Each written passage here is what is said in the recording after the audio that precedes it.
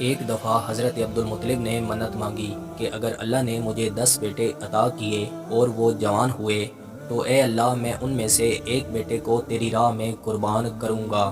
اللہ نے ان کی دعا قبول کی۔ حضرت عبدالمطلب کے 10 بیٹے ہوئے۔ جب بیٹے جوان ہوئے تو انہوں نے اپنے بیٹوں کو جمع کیا اور ان سے کہا کہ میں نے اللہ تعالیٰ سے دعا مانگی تھی، اب تمہاری کیا رائے ہے؟ انہوں نے کہا ابو جان جیسے آپ کی مرضی۔ اب یہ سوال پیدا ہوا کہ کس بیٹے کو ذبح کرنا ہے۔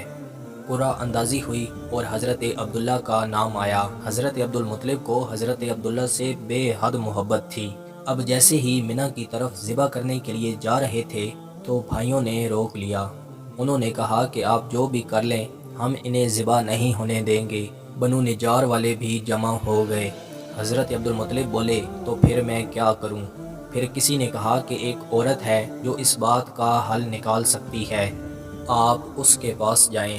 اب اس کے پاس گئے اور اس نے رائے دی کہ عبداللہ کو ایک طرف رکھیے اور 10 اونٹوں کو رکھیے اور اس کے بعد تیر پھینکیں، اور اگر تیر ان کے حصے میں آیا تو 10 اونٹ زیادہ کر دیں اور ہر بار 10 اونٹ بڑھاتے جائیں، اور 10 بار یہ عمل ہوا۔